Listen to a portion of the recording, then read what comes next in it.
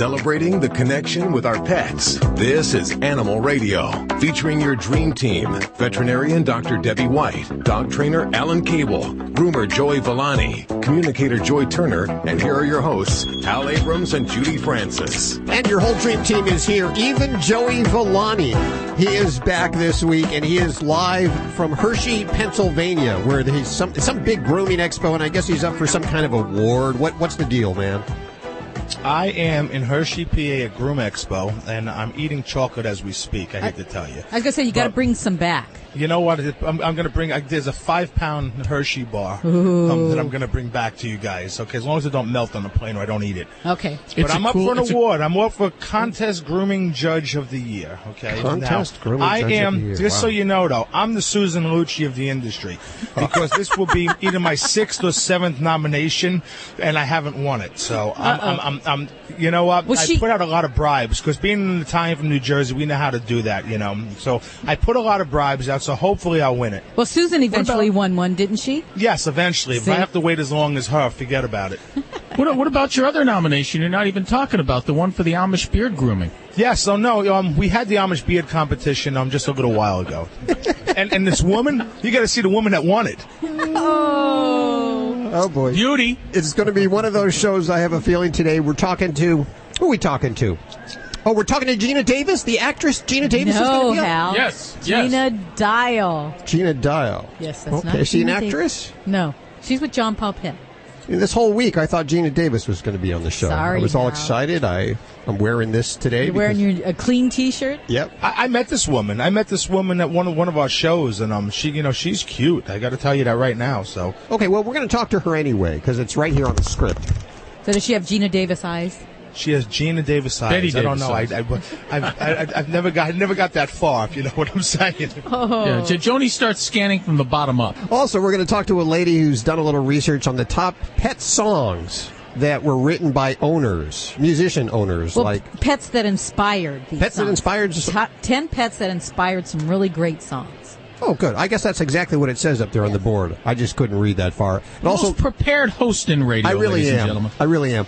I don't know how I have this job still. Dr. Marty Becker will be joining us also today talking about the circus. He's talking about the circus? No, Hal. Circovirus. Circovirus. Doesn't sound as fun as the I know, circus. but don't ask me what that is because I have no idea. Why would I ask you when I have Dr. Marty Becker coming on? Well, you want to know now before he comes on. I saw a great movie yesterday. Oh, you did? Yeah, with my son. It was about little animals and a parrot that talked, and they went to the human world to try to talk to humans into not hunting them anymore. It was really good.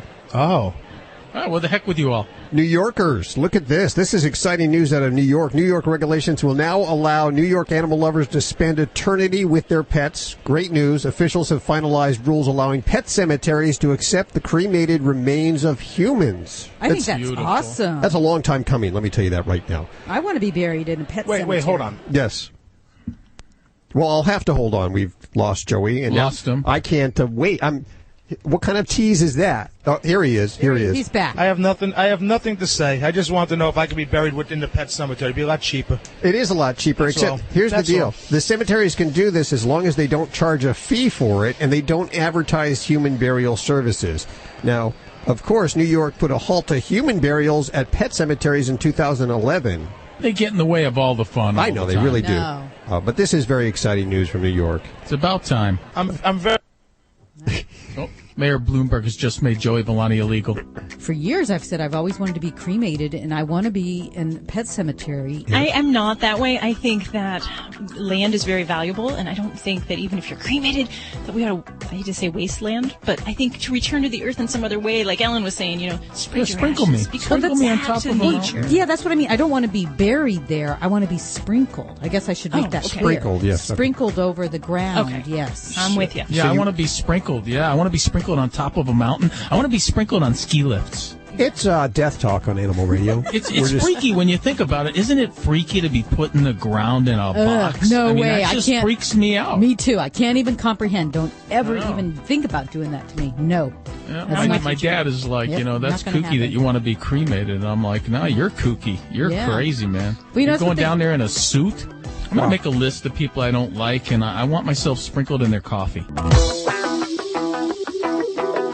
This is Animal Radio.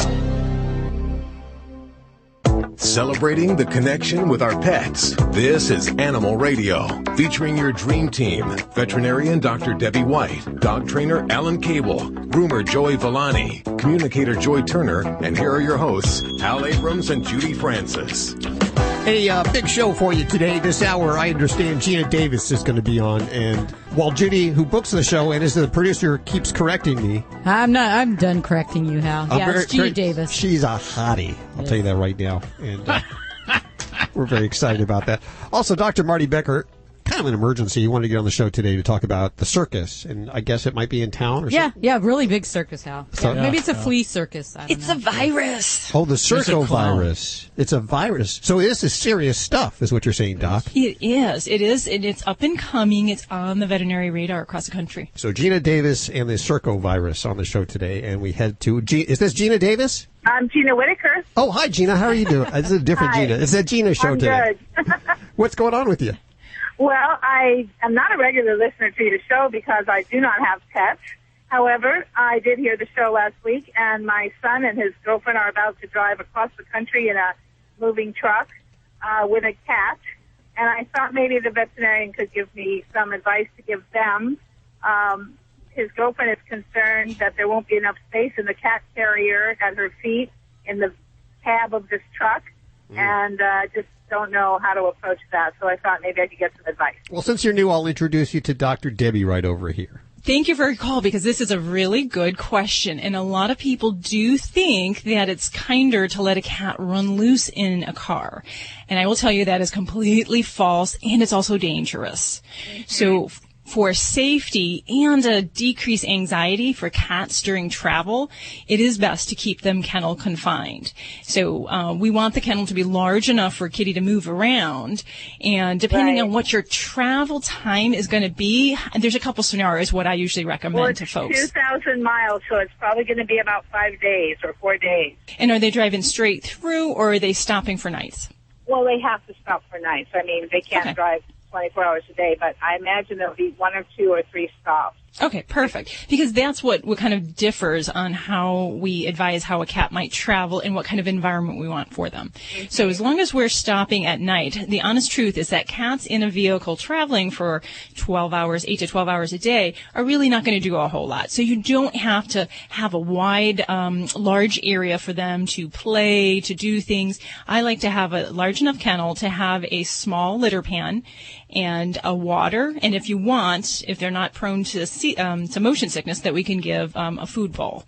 Now, the litter box, the size of the litter box you can get away with using can be one of the small size litter boxes, or even I've had just those throwaway, the shirt boxes, the cardboard boxes. You can use that with a kitty pan liner and use that as a temporary litter box just for travel purposes. So it's something you can do in a pinch. But really, we just want the kennel to be large enough for a cat to move around a little bit, and to have the litter box, and to have the water.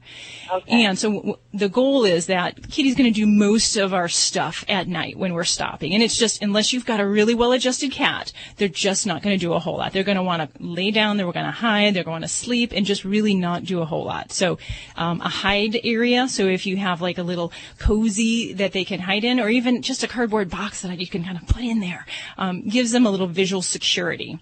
This is during the stop or during the traveling? During travel. During travel. Yeah. And if you don't have a solid travel kennel, kind of like, the plastic sides, then you can even use something like a towel or even a sheet to go over it, just to give the kitty a little bit more visual security, because seeing that high flowing traffic going by can freak cats out. And so they really like to be kind of in the comfort zone, so that they don't have to watch the semi-trailers going by and all the other things. So it would probably not be a great idea to put them in the back with all the boxes and furniture, huh? No, definitely not. And definitely not in the back of a pickup truck or a truck with a cab. It's a moving truck, or like a U-Haul, a big one. No, you want to be able to supervise and make sure everything's okay, that we're not getting jostled. And I do actually recommend, if it's a smaller cat carrier that you're using, you can actually even use the seatbelt to help kind of affix it into place, and just to make sure it's tethered. Otherwise, bungee cords work really good just to make sure it doesn't shift as you're turning, driving, anything like that. So security is really the most important thing for a cat to travel comfortably. Now, if you got some time and before they're actually traveling, the best thing I can advise to help a cat travel is actually to acclimate them to the cat carrier and to the travel experience. So unfortunately, most cats, the only time they get in a carrier is when they go to see a vet like me. Oh, and yeah. It's a horrible association. So I encourage people, even if you're not planning travels, get your cat used to a carrier and get them used to going into a car, and you don't always have to go anywhere. You can just drive around the block and come home, right, and it builds a positive association. So that is something, if they can do at this point, I would start doing that and getting her used to the carrier in the home setting with feeding her in it, and then even just kind of building up to little trips around the block to help Kitty feel comfortable. And then there are some other things that I will try, if necessary, to help calm a fearful cat during travel, and they might include things like kitty pheromones, which are the natural scent hormones that calm pets.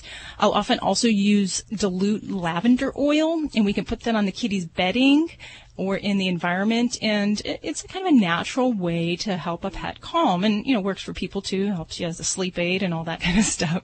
Where do you get the pheromones? Do you buy them somewhere in a pet store? Or?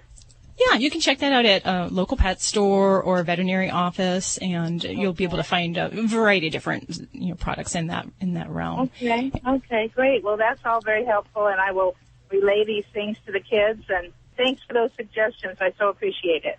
Ms. Whitaker, before you go? Yes. I have two things. Number one, tell your daughter and her future son-in-law to get off the interstate, because the nicest, newest hotels are off the interstate. Disgusting people like me stay at the hotels on the interstate. And number two, what do we have to do to earn your business? I mean, right now, what do we need to do? Right. Well, they're going to be driving 2,007 miles in a truck, and it's nerve-wracking to me, if not to them. But I'll give them that advice.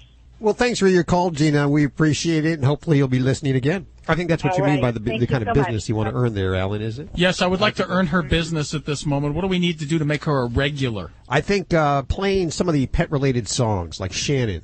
I think Shannon is good. Playing it, but not singing it, Hal. That's the difference, yeah.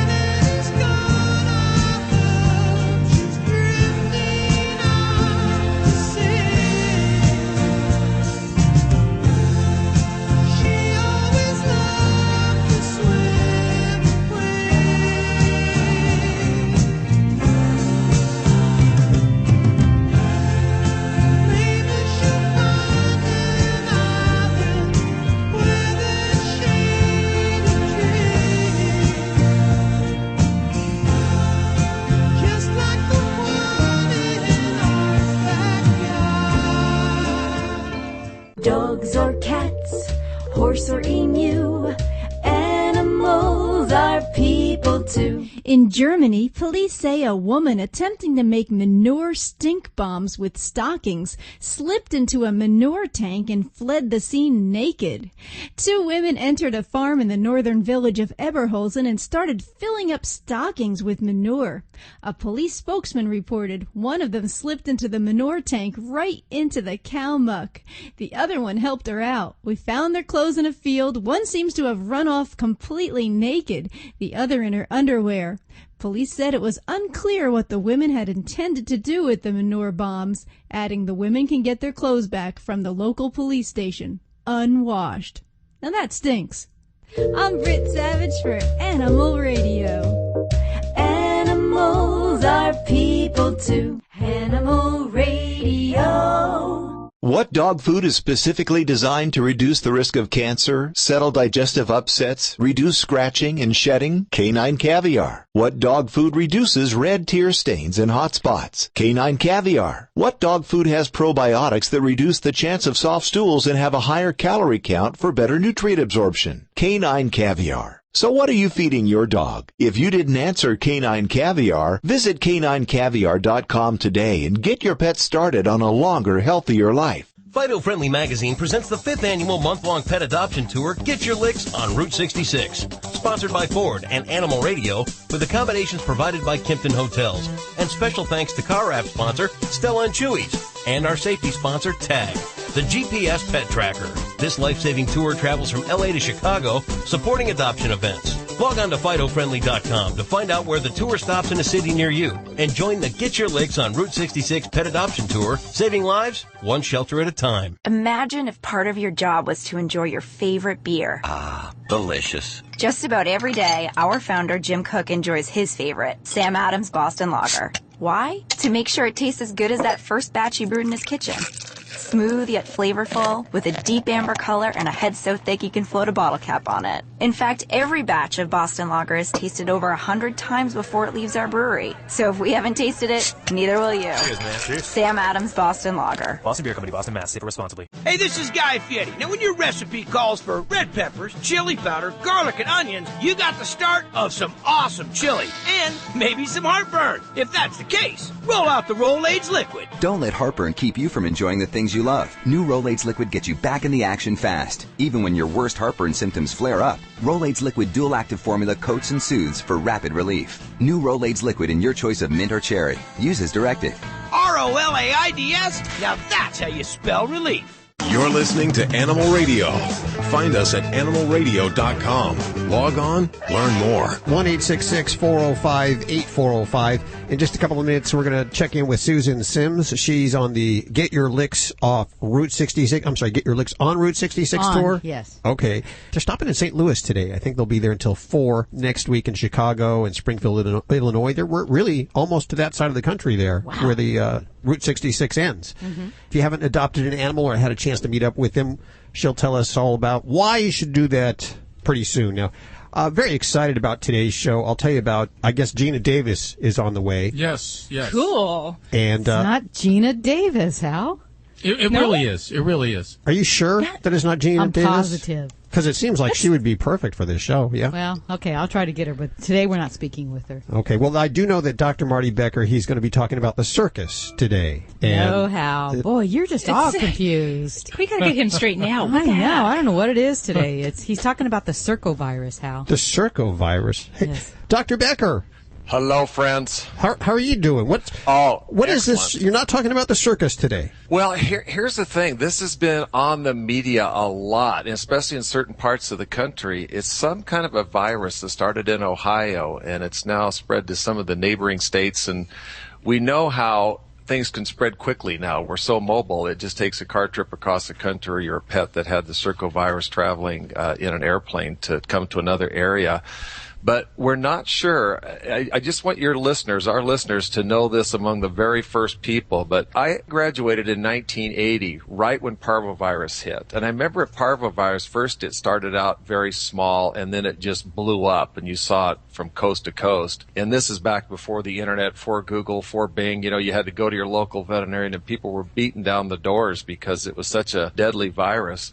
Whatever these dogs are that are getting in Ohio, they have symptoms that are similar. It's vomiting, bloody diarrhea, extreme lethargy or depression, also some internal bleeding and vasculitis. So this just means they've got really, really inflamed blood vessels. Do you know how many animals have been affected so far? There's about 10 that have died so far, but they don't. The crazy thing about this Circovirus is in pigs. It is in birds, but we've never seen it in dogs before. So it's a newly identified virus in dogs, and we don't know if it can do it itself or if it has to require a co-infection of another virus to make them as sick as they are. But the one thing I think, there is no vaccine for it. Here's what I would just tell people: if you ever have a dog that has vomiting or diarrhea, that's not uncommon to have vomiting or diarrhea unless there's blood in it. If you ever see bright red blood or you see a very black stool, which means it's digested blood, that's an emergency. Okay. Or if you have a pet that has repeated vomiting and diarrhea, we all have dogs that get sick or cats that throw up a hairball. That's normal, but they're throwing up and then they're throwing up again, or you see them straining and there's not even defecating because there's nothing in there. Or if they seem very lethargic or depressed, that is an emergency. You want to take them in right away, because if you do supportive care and you catch them early on, they're going to make it, whether it's Circovirus with a co-infection of another virus or something else. And the other thing I want to remind people, there's certain places I never take our dogs. Our dogs are fully vaccinated. They have lifetime parasite control. But I don't stop at those highway rest stops, at the rest areas where there's a little grassy area. that's like a hot zone. I mean, everything it's passing through, whether it's, funguses, yeast, MRSA, there could be all sorts of things that just went through there. I never, ever stop at those places. Now, I don't want to start a pandemic, but this is only in Ohio right now, the Circovirus, or has it moved beyond? And how serious should we take this? It has moved beyond. They are seeing it in Illinois and I believe in one other state out there nearby. So I don't want people, we don't even know if this is what is causing these pets to die, but it is like, I think everybody knows about Parvo virus and how deadly it can be. Sure. It has some similarities to it. Whatever is causing these dogs' death, bloody diarrhea, bloody vomiting, extreme lethargy or depression. This virus has been identified, but they don't know if this is the cause or if it requires a co-infection. But I wanted people to know about it so that if if you have any kind of a pet that were to have that bloody vomiting or diarrhea, that you take it in. You also know that there is no vaccine for it. But just avoid those high-risk places. That would be my word of caution until this thing gets figured out. Okay. And Dr. Becker, didn't I hear that, if I'm correct, I think it was only isolated. The circovirus was only isolated out of one animal, but it is suspected in other animals. Is that correct? Well, the research I saw, they found it in several animals. They found it, I think, in 7 animals now. And there was a dog last week, actually it was earlier, I think it was last week, that died, a service animal died, that was one that they suspected it might have been the primary cause. So we just don't know.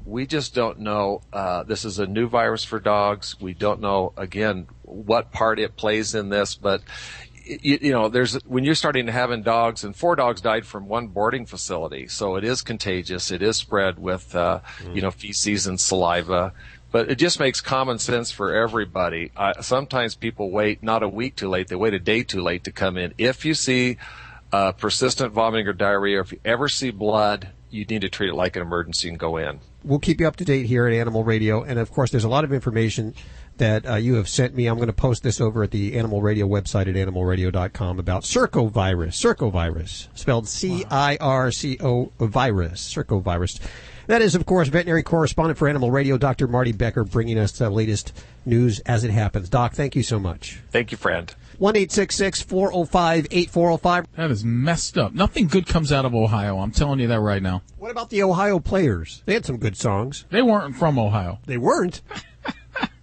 It really is. You know what? I have this really cool bearded dragon that's in the hospital, and you know what a bearded dragon looks like? Yeah. Sure. Bearded dragon. Okay. They're cute they're very nice little lizard for pets. You guys don't know? Yeah, I do. Yes, we do. Yeah. Okay, all right. They got little spiny things all over them. They're cute. They're maybe about 12 inches long. So they're really nice. So this one wasn't eating. So he came in, and I had to kind of force feed him, get him some x-rays. We got some fluids going, some deworming, and he's doing better. But what's really interesting is he's got these like little front legs that are deformed. I'm presumably came from the pet store with a deformity, and this good soul took this little guy in with special needs, and we're trying to nurse him back to health. Yeah, special needs. How old is he? Special needs lizard. Special needs. He's 7 months old, and he's actually getting around well. So we're hoping we don't have to amputate any of the front legs because won't they grow he's back? Kind of using them. No. It's not like a tail. If I cut your leg off, is it going to grow back? Well, but lizards, I thought everything grows back. Just the tail. That's their tail. I didn't know that. I thought they grew back. We're going to take Alan's head and just chop it off and then see if it grows back. The body will grow out of it. I was really amazed that they would need worming medication. Lizards need to be wormed? That's weird. Absolutely. Don't they eat worms? Well, they eat insects, but as far as parasites, internal parasites, a lot of tortoises, reptiles, lizards, snakes, they can get the same styles of worms that a lot of dogs and cats can. They get their own type.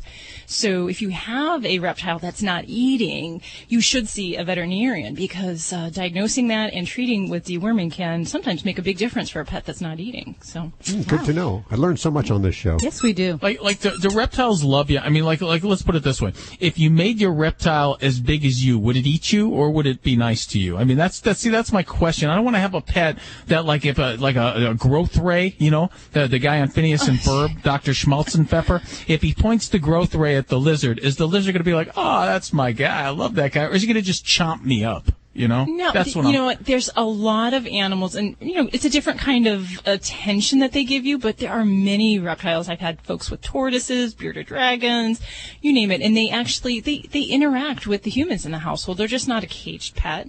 But it takes time. You got to get them used to handling and really kind of work on that bond. But it's different. They're not going to go following you on a walk around and fetch a ball, but they're still pets in some kind of quality. Okay, Alan, they would eat me. They would eat you, Alan. See, that's why I don't like them, because they would eat me if they could. That's why I could see you with your little legs sticking out of its mouth. Yeah. See, my dog, if he was like 3 times bigger, he wouldn't eat me. He'd still be my dog. I mean, he wouldn't eat me. But the lizard, he'd probably eat me. My dog would so eat me. You sound so sure, Alan. I'm positive.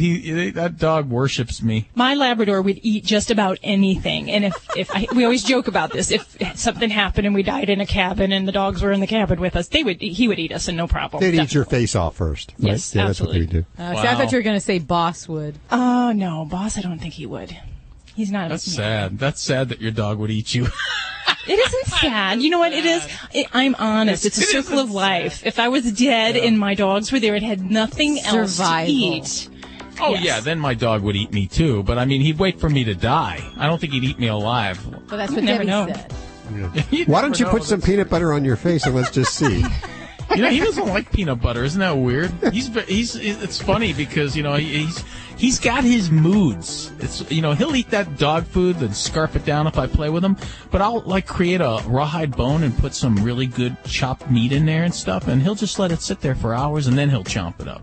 He's not one of these dogs that ravages everything. It's very interesting how he eats. He always leaves a little dog food over for me. Aww. Yeah, he's a giver. Does, and he does, and he'll pick up a piece of kibble and bring it to me and drop it at my feet. Oh, that's so cute. So nice, buddy. That's a sign of pack, isn't it? I mean, he's deferring to you. So what do you do? Yeah, do you have to pick it up and eat it? No, I just pick it up and I go, good boy, and then I give it to him. Hi, I'm Dick Van Patten. And I'm Jimmy Van Patten. And we're here to talk to you about our new line of alpha grain-free dog and cat formulas. And we've been the leaders in grain-free nutrition with our LID formulas before grain-free became a trend. Our new grain-free alpha formulas combine multiple high-quality proteins at balanced levels with unique fruits and vegetables for vitamins and antioxidants. For more information on alpha and all of my dog and cat food formulas, visit naturalbalanceinc.com. For dogs, like people, arthritis is the most common health problem, and joints are stressed even more with increased activity in summer. FlexRx is a new way to safely and effectively treat canine joint health problems. All-natural FlexRx doesn't mask symptoms like other products. It's clinically proven to restore healthy joint function. With FlexRx, your dogs can enjoy an improved quality of life they've earned and deserve. FlexRx is available at Pet Supplies Plus or visit ProlabsPets.com. Don't complain about your cable bill going up and up and up. Do something about it. Grab a pencil and jot down this special number, 1-855-645-MY-TV. The more cable TV rates go up, the better digital satellite TV looks. Say goodbye to the cable guy and get more of your favorite channels in 100% digital quality for less money. Call 1-855-645-MY-TV. Sign up for packages starting as low as $19.99, and there's no equipment to buy. You get free HD TV upgrade, a free DVR upgrade, and free professional installation. You control what you watch when you watch it. Record your favorite shows. Pause and rewind live TV. Even skip the commercials. Watch local channels too. At just $19.99, what are you waiting for? Pull out your major credit or debit card. Call 1-855-645-MY-TV. 1-855-645-MY-TV. Say goodbye to the cable guy. Cut costs and get more. 1-855-645-MY-TV. 1-855-645-MY-TV. Hi, this is Elaine Boozler on Animal Radio. Spay and neuter your pets and some of your exes. You're listening to Animal Radio. If you missed any part of today's show, visit us at animalradio.com or download the Animal Radio app for iPhone and Android. This is an Animal Radio News Update brought to you by Drs. Foster and Smith Pet Supplies, with thousands of quality products at low prices every day, so you save on every order. Visit fosterandsmith.com. I'm Stacy Cohen for Animal Radio. When I saw this picture of this little elephant with tears in its eyes, it was a newborn calf. I mean, seriously, big tears streaming down the side of his face. Well, this little newborn calf had reportedly been crying for 5 hours, inconsolably. It just broke my heart to see the picture of him. It just looked so sad. He was separated for his mom, not once, but twice, because his mom tried to kill him. Keepers at the wildlife park in eastern China removed the calf from his mother after she rejected him. She stomped on him. Hopeful that the injury had been accidental, they treated the calf and then returned him to his mother's side. Well, she turned on him again, so they removed him. The calf was under a blanket for 5 straight hours, crying, before the keepers were able to console him. He couldn't bear to be parted from his mom, and it was his mom who was trying to kill him. A keeper said that all was not lost for the little calf because he had been adopted by one of the other animal keepers who rescued him, and they formed a strong bond. How do they do that? You know, how do they teach him, like, how to grab a peanut or something if it's a human with his, you know, his big trunk? I guess they just learn it naturally. A blind man was walking his dog along a Denver street when the epic floods waters surged and knocked him over. Ronnie Webb was washed into a deep culvert. His guide dog frantically paced the edge. A Denver police officer on patrol saw the dog, and he came closer to him. He spotted Webb in the water. As Webb called for help, his dog jumped in after him. Suddenly, they were both sucked into the tunnel under the street. He and his dog were in that tunnel for 17 minutes, said Officer Del Creason. Creason called the paramedics to the other end of the tunnel where Webb and his dog emerged unharmed, thankfully. And Creason hails Webb's dog as a hero. He said both he and his dog are doing well now. A small group of runaway cows left a team of Swedish hunters cowering in fear that they mistook the bovine shadows for bears. According to the local, it's a newspaper, the hunters radioed for help shortly after they were dropped off by a helicopter in the woods in northern Sweden. And they told the pilot that their tiny shelter was surrounded by some kind of brown bear that's known to live in the area, and they needed to be flown out. Well, the pilot said he's not going to be able to get there until the morning. So the hunters spent the night awaiting the bear attack that they were sure was going to come any minute.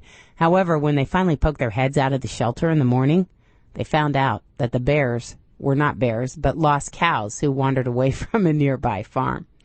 That giant panda that was born last month at the Smithsonian National Zoo has a clean bill of health. She had her first full vet exam, and it weighed in at a little over 2 pounds, more than double what she weighed at birth.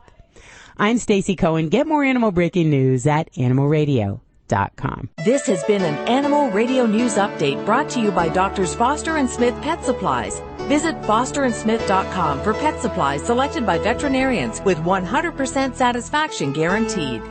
Doctors Foster and Smith, your trusted source for quality, affordable pet supplies. Veterinarian owned, with veterinary expertise behind every product. Doctors Foster and Smith has thousands of name brand pet products, including pet medications, all with a 100% satisfaction guarantee. Low prices every day, so you save on every order, with free shipping on orders $49 or more. Fast service delivered right to your door. Shop online at fosterandsmith.com, because your pet's health and happiness come first. What dog food is specifically designed to reduce the risk of cancer, settle digestive upsets, reduce scratching and shedding? Canine Caviar. What dog food reduces red tear stains and hot spots? Canine Caviar. What dog food has probiotics that reduce the chance of soft stools and have a higher calorie count for better nutrient absorption? Canine Caviar. So what are you feeding your dog? If you didn't answer Canine Caviar, visit caninecaviar.com today and get your pet started on a longer, healthier life. What do you think about when you're driving? Music? Sports? We think about nice, big, fluffy piles of insulation and filters and motor suspension and water projection and things like that. We're Bosch, and we are the quietest dishwasher brand in the U.S. You could say we wrote the book on quiet, and the next chapter is flexibility. Nearly every Bosch dishwasher now features a third rack that holds silverware and whisks and tongs and spatulas and increases your loading area up to 30%. How did we do it? Well, as we said, we're Bosch. We think about things like that. Come see what we've invented for you. See the complete line of Bosch dishwashers at Best Buy or visit bestbuy.com/Bosch. quietest dishwasher brand in the U.S. based on an average of sound ratings on major brands' websites. Major brands defined as TrackLine Top 10 Brands, March 2013. 30% more loading area compared to a Bosch dishwasher with 2 racks. Hi, this is Carrie Annie Nava from Dance with the Stars. Don't forget to spay and neuter your animals, and you're listening to Animal Radio. You're listening to Animal Radio. Call the Dream Team now at 1-866-405-8405. I'm telling you, now that America's Got Talent is over, I have nothing to live for. I love that show. I think the comedian should have won. Yeah, I'm glad Kabishi, whatever his name is, won. Ichibini.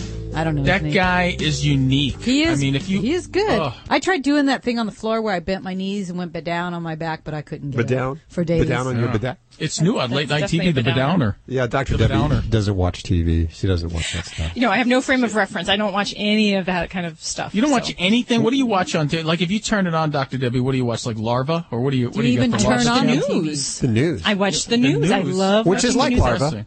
Yeah. The news is so depressing. Yeah. It can be, but I do balance that with some quality programming. And the quality programming that I balance my news with is America's Next Top Model. That's and Dance Moms. So there you go. Oh, boy. It's so funny how you get reeled in. I mean, you accidentally turn on one of these shows, and like my wife turned on Undercover Boss last week, and it just reels you in. It does. We're hooked on that. Oh, and Shark Tank. That's so good. I missed it. I love that show. You missed it last night? Yes, but I can watch it on the internet. It had the 2 women on last night. My God, I love that show so much. That's America right there, my friends. That is what America used to be all about, what it should be all about, what it still should be all about. So in just a couple of minutes, Laura Moss will be joining us. The topic, 10 pets that inspired great songs. Like this. You remember this?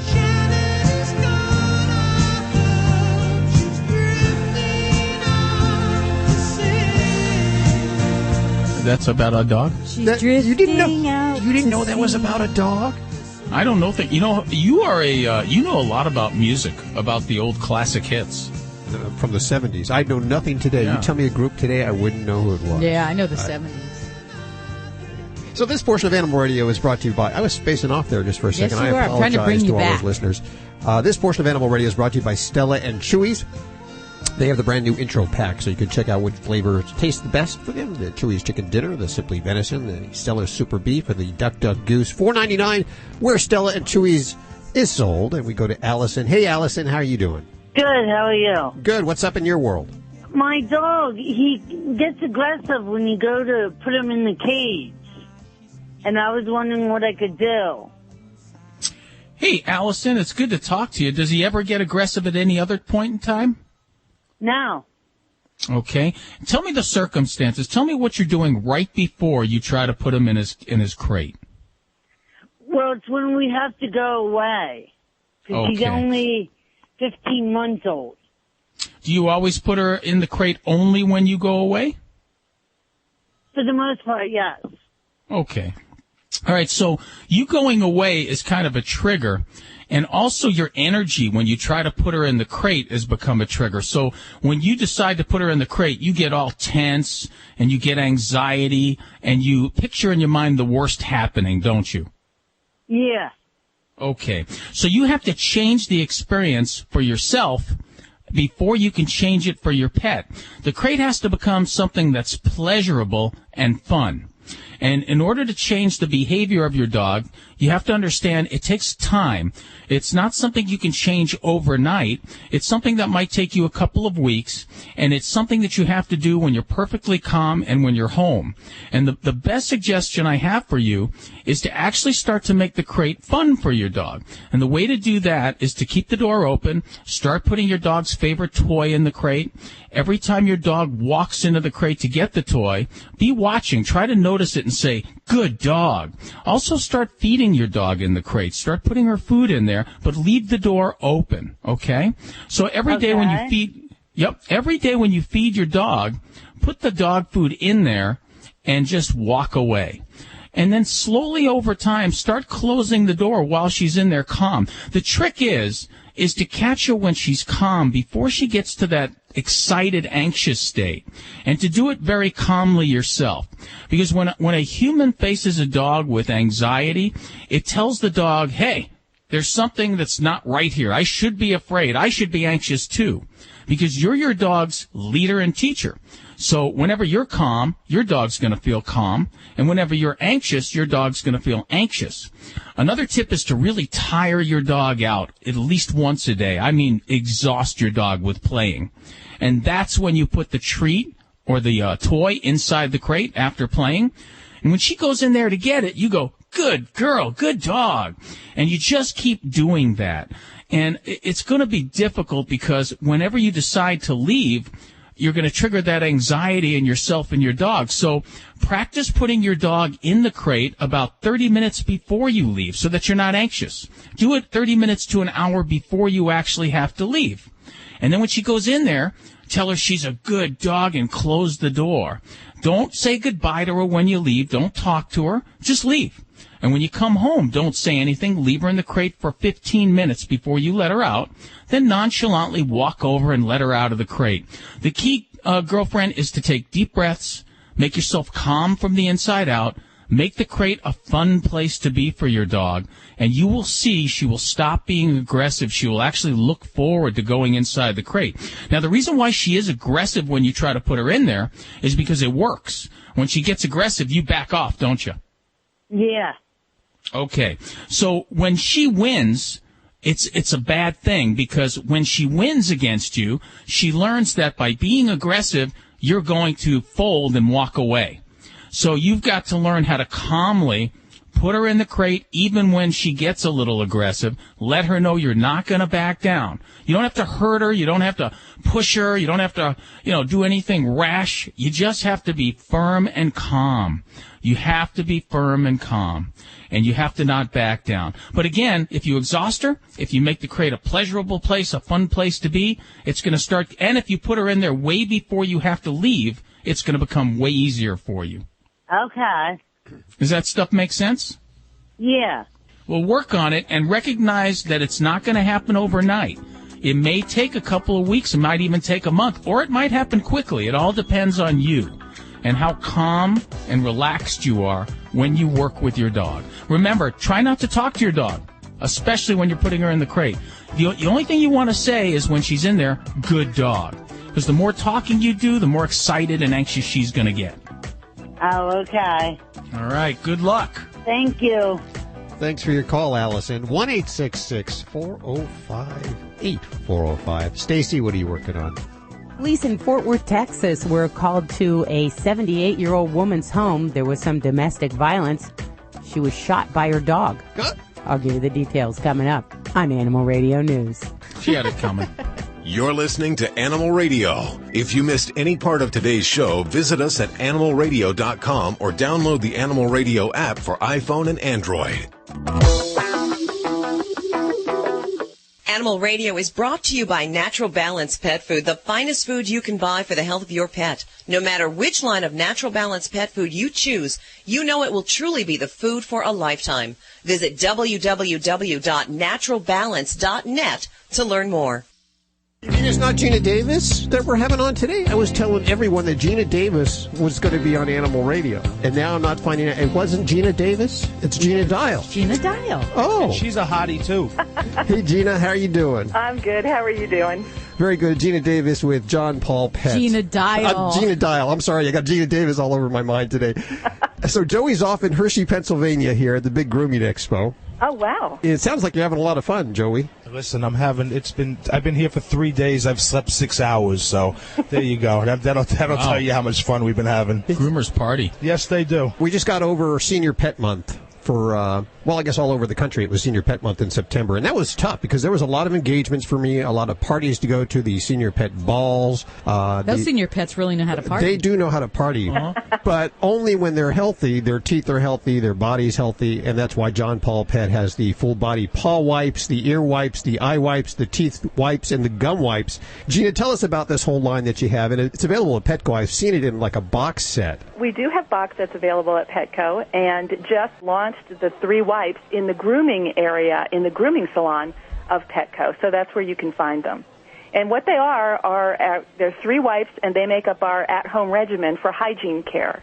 And you're absolutely right. We have full body and paw wipes, we have ear and eye wipes, and we have tooth and gum wipes. Well, tell me about the tooth and gum wipes. What it is, it's a wipe. You pull it out of the canister, and you wrap it around your finger, and you just run it along their gum line. And what it does is it helps eliminate the plaque that builds up, and it removes stains on the teeth. And it's wonderful for humans because it has a minty flavor, so your pet's breath is very minty when you're finished. What I like about them is the convenience. I'm not going to get out a toothbrush and toothpaste and stuff and just, and try that. But if I have these wipes sitting right there, I'm more likely to do it. I've been using these products, for a little while now. I'm a big fan of John Paul Pet products. And the tooth and gum wipes are so easy. And if you do this at home, it's going to save these people a hell of a lot of money. And the good thing is you could travel with it anywhere. It's like traveling a little pack around. You go in and you could do it anywhere. Think of it like when you brush your teeth after your meals. You almost use it the same way. It's great stuff. Well, just take note that the thing that makes it work is it has baking soda. It's baking soda and mint. And baking soda is what we as humans use on our teeth as well. And you're absolutely right, Joey. We could use it on ourselves. Oh, really? Yeah, well, absolutely. I already used the shampoo on myself, and I love that. Too. So now I'm thinking about this. That's good to hear. Need to use the ear wipes. I need to use the ear wipes? Yes, you're not cleaning your ears very well. Well, let's talk a little bit about the ear and eye wipes. They are wonderful. Number one, they absorb odor, and they absorb odor around the face. And in the face area, we have dogs that tear up a little bit. You get some bacteria in that area, and again, very convenient. Just pull it out. You just clean their face with it. The odor is gone. They're also antibacterial. So it helps to kill bacteria on the face, around the eyes, and in the ears, because as we all know, ear infections are quite common in our pets. So you are able to clean around the outside, the underneath of their ear flap or pinna, and keep that area clean to help prevent the bacteria from growing, to help prevent ear infection. This is all available at Petco's grooming salons. I see online you have the johnpaulpet.com website. Go to johnpaulpet.com and look at the store locator, and it will put in your zip code. It tells you anywhere that the product is available around where you live. Gina, you're so awesome for joining us and putting up with my stupidity today. You have one more question. How does Gina feel about being there for the beginning of Brad Pitt's illustrious career? Hi, this is Doug Gray of the Marshall Tucker Band, and forever you'll always be listening to Animal Radio. Keep loving those pets. This is Animal Radio. Hey, Deb, any famous people like out in Vegas ever come to you? Let's see. There's a kickboxer, a fighter that comes to my clinic. He's an older one, cool. though. I can't think of his name. He's got a Great Dane. What about the guys with the tigers, Ron and Siegfried and Roy? Actually, we have seen their rabbits at my office, believe it or not. So they've got all sorts of critters, I understand. So not just limited to the big cats. People always ask what kind of animals you have, and we're always talking about you have three dogs? Three dogs now. Yeah, 3. Yeah, but I see so many different animals every day at work, so I get to enjoy them. So I don't feel the need to have a ton of animals at home because I honestly don't have time to take care of them. Ron is joining us now. Hey, Ron. Hi. What's up? Well, I just wanted to share with you a story of my golden retriever. Okay. He's about 12 years old now. His name's Parker, and he's been the best dog we've ever had, and constant companion to my wife. And anyway, he came down with a growth in his mouth. It was actually protruding outside his lip. We had it removed, and they sent it off to the lab. Said it was an anaplastic sarcoma. Oh, dear. That's not good. What is that? Well, it's a form of cancer. Yeah, it's a cancer, and it's a highly aggressive cancer that affects that kind of tissue in that area. So how long ago did he have that removed? It was 6 weeks ago, last Tuesday. Okay. And how's it looking? Is it staying quiet, or is it starting to regrow? We don't have any sign of it in his mouth right now. Okay. Well, that's good. We considered taking him to a clinic that was going to cost us thousands of dollars to treat him, and some of the options was to remove his jawbone and do radiation and chemo and all that. And we went with another product called hydrazine sulfate. Okay, yeah. Have you heard of this? I have. It's definitely not the first thing that we would think of when we talk about treatment of sarcomas. And on the jaw area, definitely they're horribly aggressive in how they can grow outwardly, start to affect a pet's ability to swallow, to eat, to get food down.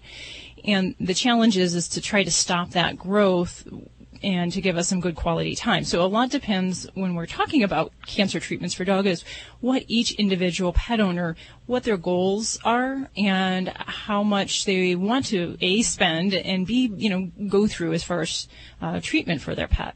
And I can tell you I have had some wonderful stories of dogs that ended up having mandibulectomies to remove their entire lower jaw for a malignant sarcoma, and he went on to live like 5 years later. So the goal is, for some people, surgery can seem very distasteful, but I can say firsthand, I saw this patient just thrive. He was a fabulous, happy boy, and successfully, the surgeon was able to abate or stop the growth of that tumor any further. And that's the best chance, is if you can do that to stop the cancer, then hopefully we can avoid having to get into some of these other things. But radiation therapy is definitely a treatment method, or chemotherapy for some types can be used as well. So yeah, in all of those therapies, you're going to get into working with an oncologist, and you're going to probably be talking about thousands of dollars for those types of procedures. So if that's not within your wishes for yourself or for your pet, then a lot of folks will look at other therapies and other steps. And I can tell you, my own dog has a type of bone cancer, a little bit different, and we used a palliative medicine. It's a medicine called zamidronate, and that was one that helped wonderfully, and it helps to alleviate pain related to some of the bone tumors. It's not cheap either, but it was something that worked very wonderfully for my Jade, and it's helped her really be 9 months of comfortable time with her bone cancer in her elbow. So there are some things short of surgery or chemotherapy that if you don't want to get into that an oncologist can really help you with. But you do mention a therapy that's a little bit unconventional in that it's not FDA approved. And the product is actually a chemical that is a byproduct of some jet fuel processing. So it does sound a little scary when you read it on a piece of white paper of where it comes from. But it has been looked at in as far back as the 70s, I believe, that they looked at that as a way to treat different types of cancers in people. And there's some questionable, results out there. Some folks don't believe in people and or in animals that we have consistent proof that it helps for long-term survival. So there is some question out there, and I know there are different bodies that are looking at that to study it a little bit more. And then there's also the concern that has some cancer-causing potential. In laboratory rats, they looked at that, and it saw breast cancer, liver, lung cancer. So it's not a completely innocuous treatment in its own right. But I'm assuming you're working with I've had him examined twice by the surgeon that did the first surgery, and she fully expected to see some sort of cancer back in his mouth by now. She said she would have given it an 85% chance that she would see the cancer by now. I'm going to keep my fingers crossed. I'm going to keep following the instructions for this. I do believe there's miracles out there. My daughter is the beneficiary of another miracle treating her MS, and that's a subject for another show, I know. But sure, he's done wonderful since we've had this. He's still playing. He's still enjoying life. And, when I dig his grave, I'm going to put all the parts in the same hole. I'm not going to dismember my dog. And that's definitely, I think, Ron, it's a decision for everyone to, it's a very personal thing, in such as like a dog with an amputation for purposes of cancer. A lot of people are afraid of it based on kind of the gruesome description of what has to be done. But for many of the pets that we see on the other side that do well with this and aren't affected by the disability, I would just want other folks to not be afraid of that because of the way it sounds and the way we're worried a pet might cope. They can do wonderfully. And certainly it might not be right for you and for your pet, and I respect that. Could I tell your listeners where they could probably find, this is the Syracuse Cancer Research Institute is where I got my information, and I'm not affiliated with them. In fact, I'm still a skeptic, but until I see a reason not to be, I I've just had good luck with it so far. And we still got our dog, and he still seems to be happy and enjoying life.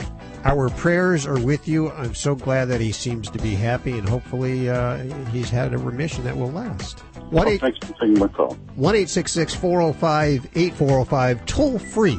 You're listening to Animal Radio. Call the Dream Team now at 1-866-405-8405. Hi, this is Fred Willard on Animal Radio, and I'm begging you, spay and neuter your animals. I'm sitting up and begging. I'll go over and play dead if you want. I'll follow you anywhere you want to go.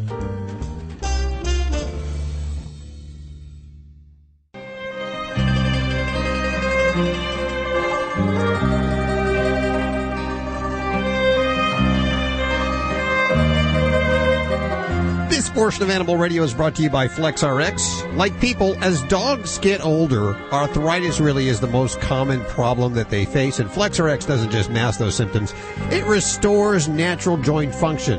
FlexRx is available at Pet Supplies Plus. We were live with Joey, who's out at Hershey, Pennsylvania, and we've actually lost his connection. Joey, are you back? Mm-hmm. Uh-huh. I was just telling the listeners that you're in Hershey, Pennsylvania. Are you at a grooming show?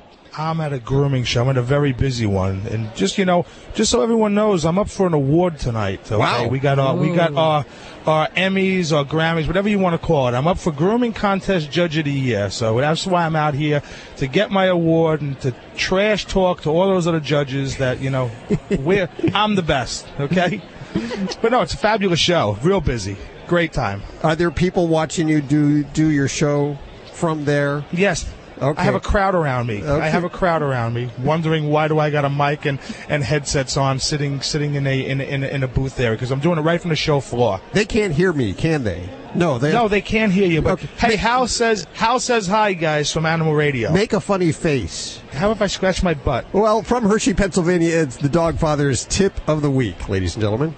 Well, the first tip I'm going to give everyone is when you come to Hershey, Pennsylvania, it's lay off the chocolate, because I've already gained about 10 pounds and I got about 9 zits on my face. So, besides that, I want to talk a little bit about shampoo, because I'm walking around the show. And it makes me want to, because there's more shampoo vendors here than probably anything else. Bet. And I got to tell you, the good thing about it is, we have products really to solve almost anything. And if you want to bathe your dog at home, and you go to the stores and you look at the shelves, well, there's an easy way to determine what you need. Number one, look at your dog's skin and coat.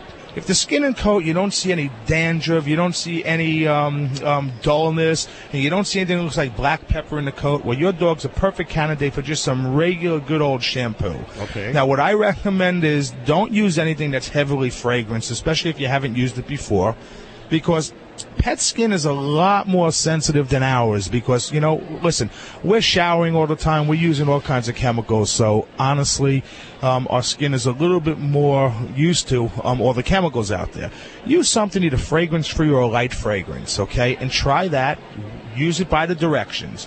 Now, if you see any dullness or you see any flaking, a good medicated or an oatmeal shampoo to soothe that is perfect, okay? So anything medicated or oatmeal usually works good, because what they're going to do is they're going to soothe the skin. They're also going to add moisture and nourish it. So that's a really, really good product. The one that I always say is, if when you don't see fleas on a dog, one thing you can look for is what is black pepper, what it looks like somebody sprinkled black pepper in the coat. And the easiest way to do it is put the dog, stand them over a white towel or a white piece of paper, and shake the coat a little bit. And if it comes down and it looks like black pepper, there's a flea, or maybe had been a couple of fleas on the dog. So then you want to use your flea shampoos. And there's a lot of wonderful flea shampoos out there that have pyrethrins and tea tree oil, something that's not really, really hard and not real chemically on the dog. And that's what I would use. Try to find a pesticide-free product that actually works. And you know what? Those are the easiest ways, instead of, because I know it confuses me when I go in the stores and I'm looking for products and I really don't know. I know what I want, oh my God, but I don't know what I'm looking for. There's 3 million different choices. Yes. Exactly. And those are the perfect 3. I mean, there's a lot of other things out there, but usually those are the ones that'll solve all your problems. So either your regular shampoo, your itchy, dry skin shampoo, or your pest control shampoo. I remember taking one of those oatmeal baths when I was a kid and got chicken pox. Did you ever do that? You have to Maybe that was just me. That was just you. That was just... I got the pink calamine lotion all over my body. Yes, so did I. I got that in New Jersey. They used to slap that pink stuff on you, Joey, are you now the Amish dog father? Is that what's going on there? Your clippers are now powered by wind and gerbils?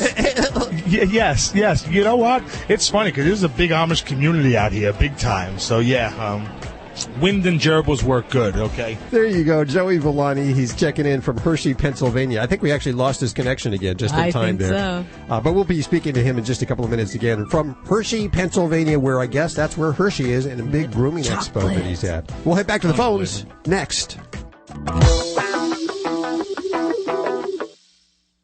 Celebrating the connection with our pets. This is Animal Radio, featuring your dream team. Veterinarian Dr. Debbie White, dog trainer Alan Cable, groomer Joey Villani, communicator Joy Turner, and here are your hosts, Hal Abrams and Judy Francis.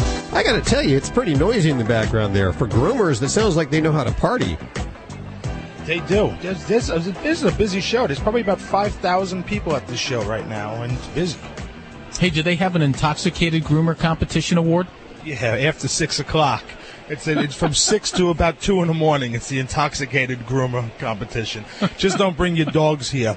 I got to tell you, though, some of the things are really cool. They got a poodle right now that's in the ring, which I'm, supposed to be judging, but I snuck away to talk to you guys. That's corded, so it's like dreadlocks. The whole dog is dreadlocks, and it's the coolest thing that you've ever seen. Wow, that's a lot of work. Take pictures. We'll put them up on the Facebook page. I will take many. Okay, you do that. Joey is, of course, checking in from Hershey, Pennsylvania, where it's some big grooming show, and he's up for some big award that he's lost years and years in a row now. He's been nominated many years, and hopefully this will be the big year for Joey Villani, the dog father. Stacy, what are you working on? Well, they say a man's best friend is a dog, and this blind man's dog definitely was his best friend. He probably is credited to saving his life. I'll tell you all the details coming up on Animal Radio News. Did you hear that story, Alan? You'll love this. I heard another story that it had nothing to do with dogs, but it touched me. It touched me deeply. You're just going to leave me hanging just like that. What's your catchphrase again? It really does. Yeah, it really does. This story, this guy in Minnesota working at I think he's working at a convenience store. Yeah, and Warren Buffett called him the next day. Anyway, this lady comes in and she picks a $20 bill up from a blind guy and puts it in her purse. And the guy behind the counter saw it and he's like, okay, I'm not going to serve you until you give the money back. And the lady went nuts and left. So the guy says, hey, I want you to have it was Dairy Queen. I want to give you $20 from the people here at Dairy Queen, and took it out of his own pocket and gave it to the blind guy. And Warren Buffett caught wind of it because, his gigantic company that Joey Villani owns, he owns Dairy Queen. So he called the kid the next day to say, hey, that was really cool that you did that like that. What did he do to the kid? He gives the kid $20 back at least? That's what I thought. Warren, come on. You got $20 trillion. Can you give the kid a nickel? Give him a nickel. Invite him. Oh, he did invite him to the big shareholder meeting. Believe it or not, Berkshire Hathaway has a big shareholder meeting every year, and everybody wants to go to that because Warren speaks, and when Warren speaks, people want to hear that. If I was a kid, I'd be yelling from the front row, Warren, where's my 20? I got lots of stories. Whenever you need a story, just turn to me. I'm here at the news desk. You know who's also at the news desk? The associate editor at the Mother Nature Network is Laura Moss. We welcome her to the show. Hi, Laura. How are you doing? I'm doing well. How are you? Very good, thank you. Love the article that you just had at MNN.com about the songs that were inspired by dogs. By just pets. They're just pets, not all dogs. Dogs, cats, iguanas, all kinds. And especially like the Beatles. Some of these songs that I've been hearing for years and years on end, I'd never even thought at all that they were about animals. I knew that, like Shannon. You remember the song? That was one Henry of my Grusson? favorites. Shannon is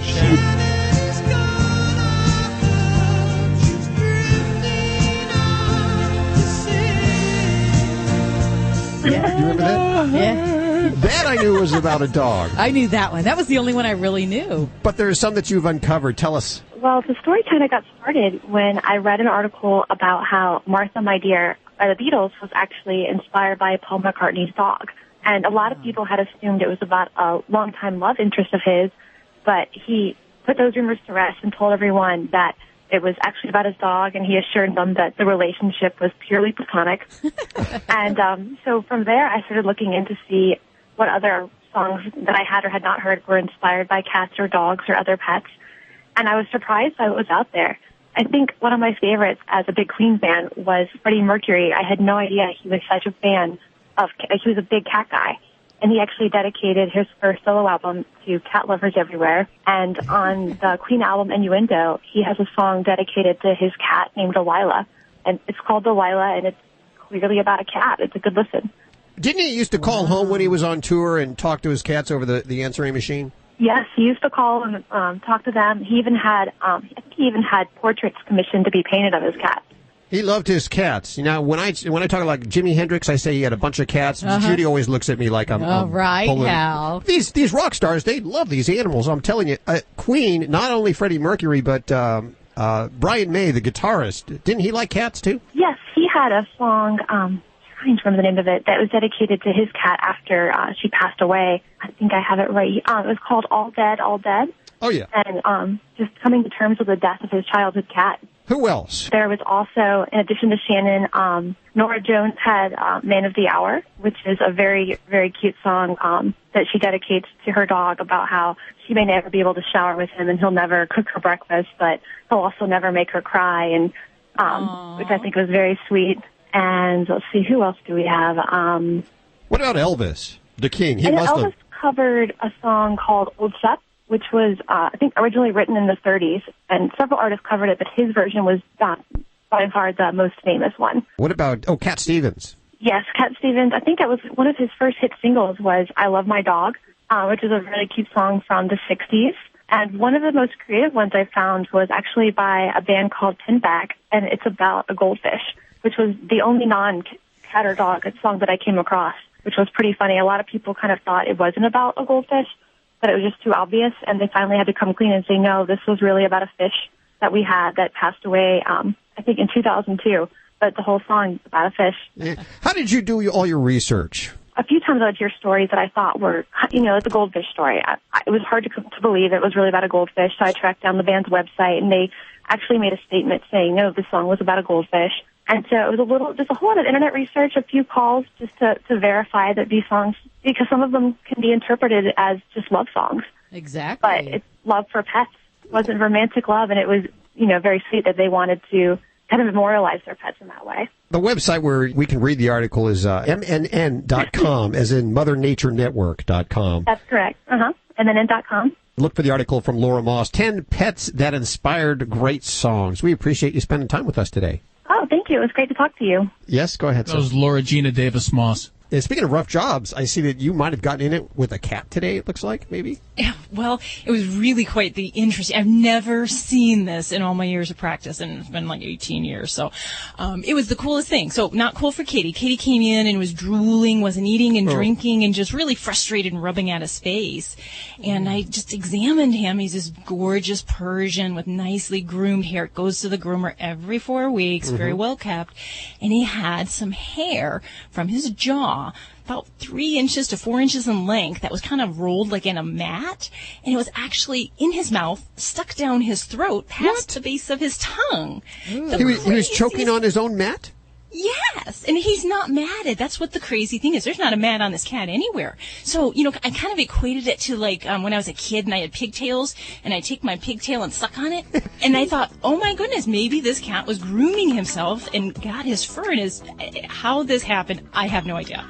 But fortunately, just pulled right out. No major harm done, and hopefully Kitty's eating and drinking by now. And hopefully get into grooming. Yeah, of some sort. Crazy stuff. I did trim away the big, crazy... It was like a dreadlock. It was dreadlock down his throat. You get such weird things. Last week it was the bone, the little marrow bone that was stuck on the lower jaw of the dog. Yeah. I mean, you see some weird stuff there. Is that in every veterinary practice, or is that your veterinary practice? Oh, no, I'm sure it's not just me.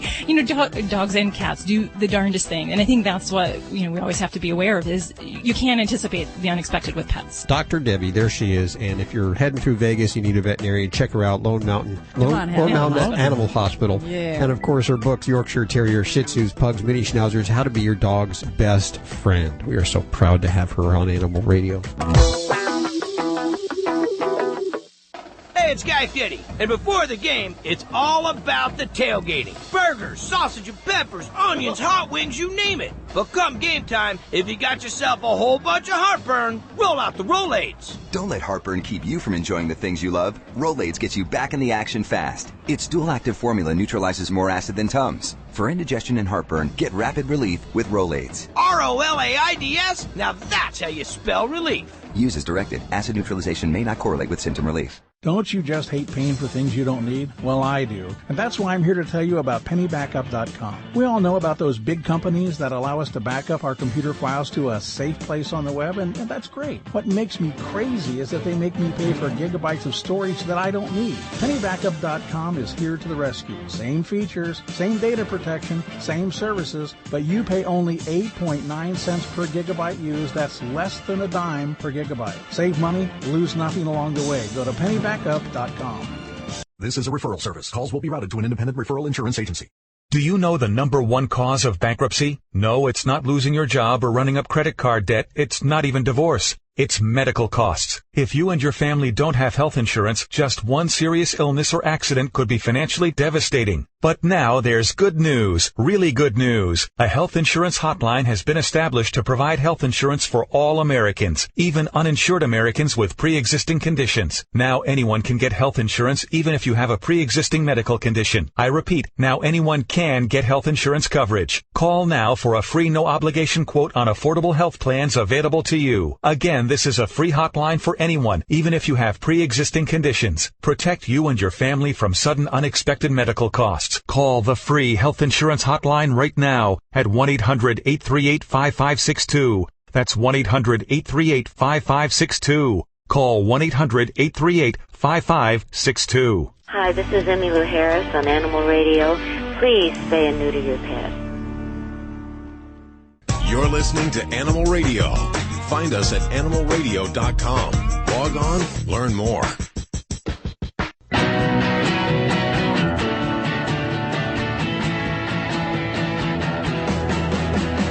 It's Animal Radio. It's so easy to ask the Dream Team your questions. Dr. Debbie's here. Dog trainer Alan Cable. Dog father Joey Villani live from Hershey, Pennsylvania this weekend. Not a vacation. He's actually grooming. He's up for an award. He'll tell you about it in just a few minutes. I'm sure he'll brag about it. Animal communicator Joey Turner's all here. And you can call us toll free at 1-866-405-8405. You can also download the Animal Radio app for iPhone and Android and ask your questions right from the app. 2 ways to reach out to us and get your questions answered and your answers questioned. Let's check in with Ronnie. Hey, Ronnie, how are you? Oh, hanging in there, man. How you doing? Oh, splitting atoms over here. You want to talk to the doc? Yeah, if I could. I got a problem with a cat. All right. What do you got going on there? Last summer, I got this great big bay window. I live down in North Carolina, down near the beach, and we got some animals, snakes, stuff like this, that are around the house. I built this 2-foot wide ledge along the bay window for the cat. And it's sort of nice out. Cat will sit there and sleep. Well, I had this snake that came up to the window. The cat opens its eyes, did a backflip, and then went ballistic on me and tried going through the window to get the snake. Oh, dear. And then I got some squirrels in the front yard that they've always been there. Cats never really bothered. And she sees them and everything else, but now it's like a running battle. She sees them squirrels, she'll try and go right straight through the window to get them. Holy cow. And so she didn't do this before, or is it only when she had more visual access with the bay window? She never did it before, and it's just since that snake reached his head up and looked in to see what was there, and she opened up her eyes and, wow. Oh, yeah. That would make me do a backflip. So when she goes crazy, what does she do? She tries to get out the window. Does she ever, turn on you and become aggressive to you? Well, she haunches her in a cat haunch, like a scared cat and hisses like something fierce and then just tries swatting the window like she wants to go through it. Okay, well, and you know what you're seeing is not an abnormal behavior. She's displaying some predatory behavior, whether it could be even combined with some, territorial concerns that she has. So a lot of times, and I have to commend you, Ronnie, you're doing a good thing. A lot of people, these bay windows, the little window seats you can put in for cats, they do help to improve the kind of their indoor enrichment. So it gives them more to do, to watch. The problem we can encounter with some cats is that if they don't just sit there passively and say, "Oh, this is cool, I enjoy watching," like a tennis game and watching the critters go back and forth, that it heightens to a higher level and they become more anxiety-ridden with this.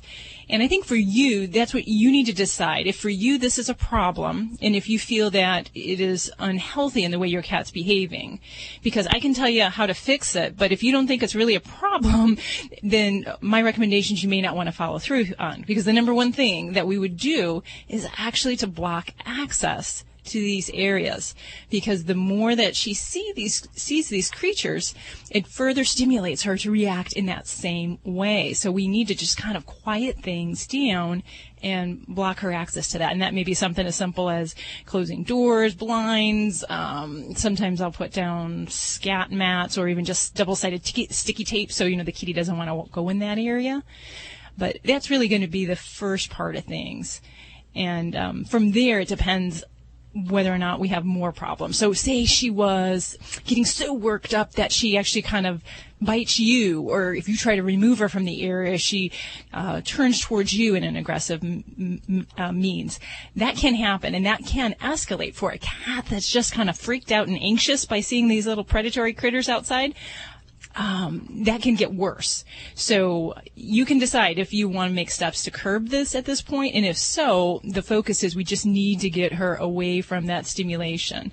And access blocking is going to be the first thing. The other things that I'll look at are going to be kind of anxiety, medications, and therapies that we can try. But again, you tell me, Ronnie, is this a problem that you want to stop how she's behaving, or is it kind of fun and entertaining when she's doing this? Well, I'm thinking about setting up a videotape and videotaping it and see if I can't win $1 million off her annex. Well, then you just answer that, Ronnie, because you're thinking this is funny.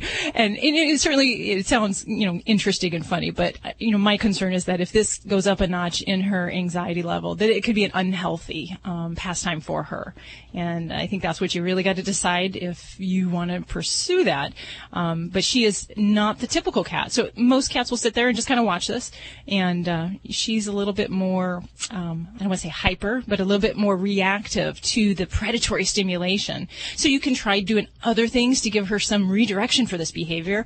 Some of the toys where you can, the little interactive toys where the cat chases the ball around the track, or the laser light toys. All of those things are great ways to give her an outlet for predatory behaviors and not have that window become the site where we're going to have that display itself.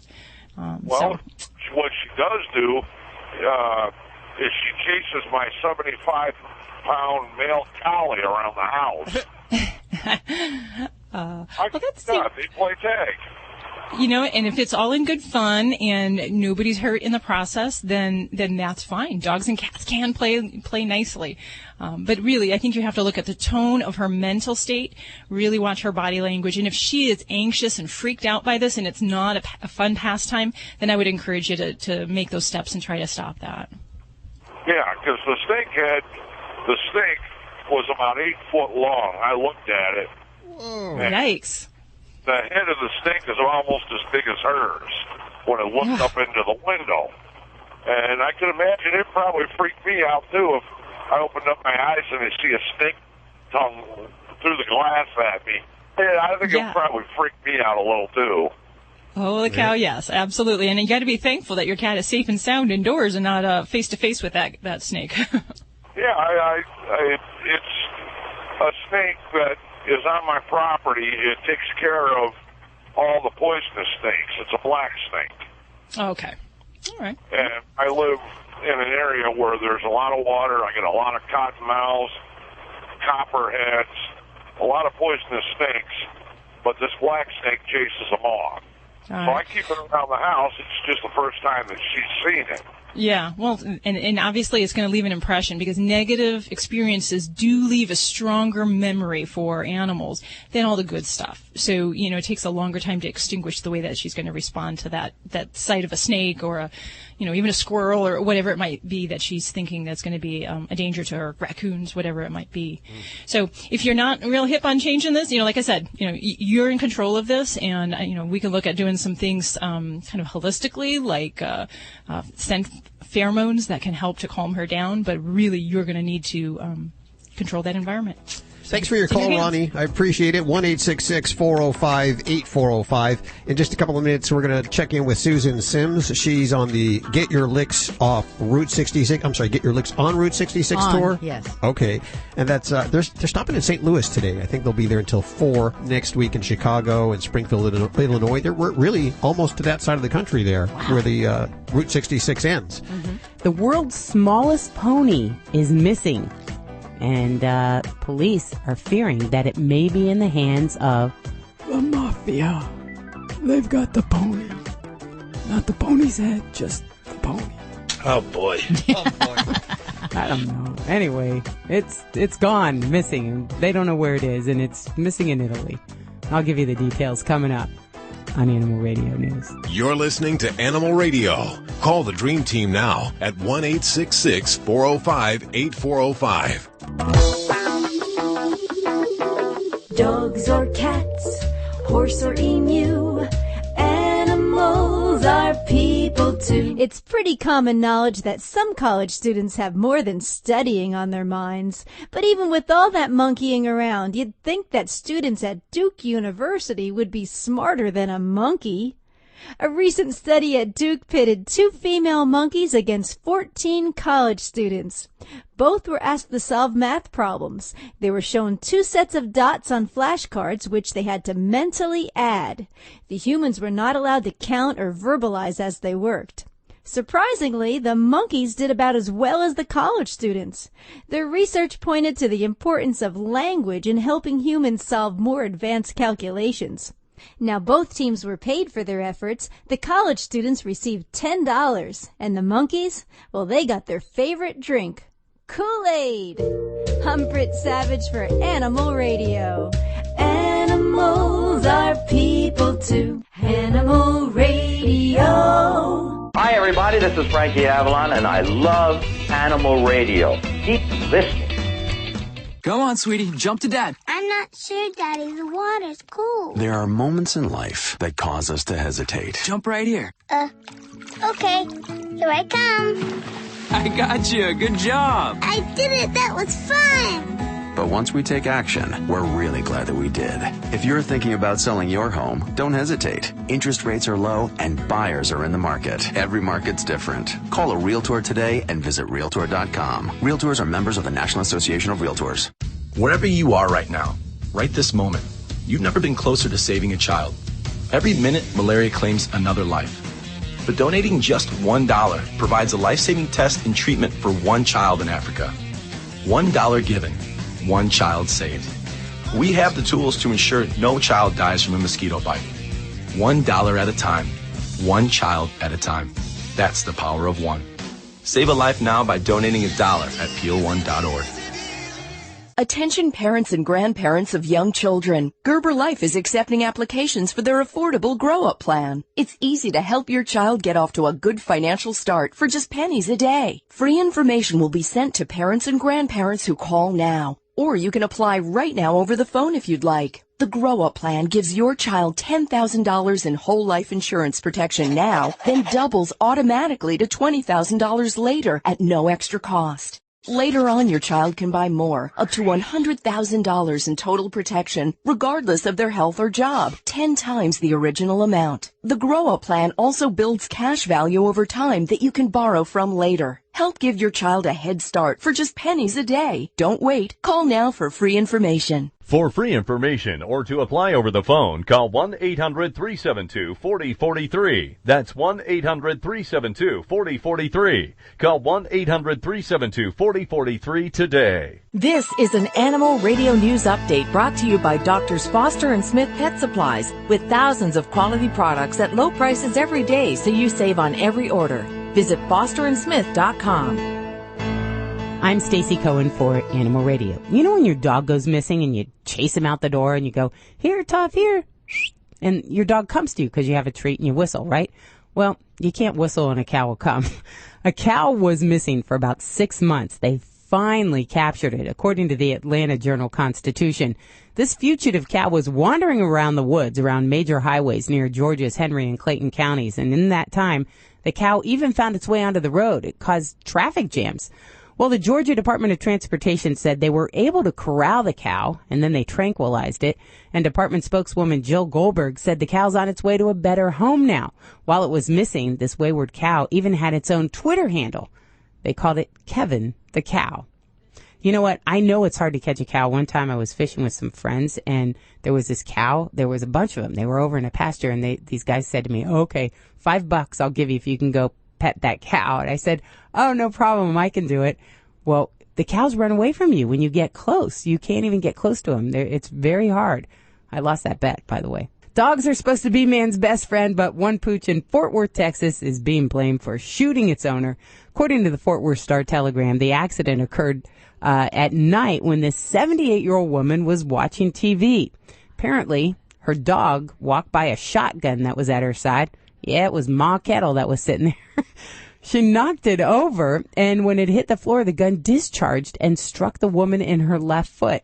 Well, police spokeswoman Officer Sharon Neal said the woman didn't seek medical attention until the next morning when her foot was swollen and in worse condition. Neal said the woman chalked the whole incident up to an accident, and she didn't want the dog blamed for it. Officer Neal wouldn't release the dog's name or breed, joking that he has the right to remain silent. The world's smallest pony may be in hands of the mafia. Metro says a tiny pony who goes by the name Charlie and measures just over 2 feet tall was taken from his stall at Italy's National Horse Show last week. Police suspect Charlie said it was nabbed by Italian criminals, and they say that they're not ruling out the involvement of a larger criminal organization. Yeah, get me the pony right now. The president of the National Horse Show sent his sympathies to Charlie's owner, adding that he's ashamed by what he calls a crime that offends and humiliates the equine world. As long as it's not the pony's head, that's when you got to worry. I'm Stacy Cohen. Get more animal breaking news at animalradio.com. This has been an Animal Radio News Update brought to you by Doctors Foster and Smith Pet Supplies. Visit fosterandsmith.com for pet supplies selected by veterinarians with 100% satisfaction guaranteed. Doctors Foster and Smith, your trusted source for quality, affordable pet supplies. Veterinarian owned with veterinary expertise behind every product. Doctors Foster and Smith has thousands of name brand pet products, including pet medications, all with a 100% satisfaction guarantee. Low prices every day so you save on every order with free shipping on orders $49 or more. Fast service delivered right to your door. Shop online at fosterandsmith.com because your pet's health and happiness come first. We've talked about Stella and Chewy's family of freeze-dried and frozen dinners for dogs. Now we're pleased to share 2 new exotic dinner additions, Simply Venison and Absolutely Rabbit. Both are made with 90% single-source protein and enhanced with organic fruits and vegetables. Each are fortified with vitamins, minerals, and probiotics to be 100% complete and balanced. Stella and Chewy's, the official food of Ladybug, Animal Radio Studio Stunt Dog. Only the good stuff. For more information, go to StellaandChewy's.com. This is a referral service. Calls will be routed to an independent referral insurance agency. Do you know the number one cause of bankruptcy? No, it's not losing your job or running up credit card debt. It's not even divorce. It's medical costs. If you and your family don't have health insurance, just one serious illness or accident could be financially devastating. But now there's good news, really good news. A health insurance hotline has been established to provide health insurance for all Americans, even uninsured Americans with pre-existing conditions. Now anyone can get health insurance even if you have a pre-existing medical condition. I repeat, now anyone can get health insurance coverage. Call now for a free no-obligation quote on affordable health plans available to you. Again, this is a free hotline for anyone, even if you have pre-existing conditions. Protect you and your family from sudden unexpected medical costs. Call the free health insurance hotline right now at 1-800-838-5562. That's 1-800-838-5562. Call 1-800-838-5562.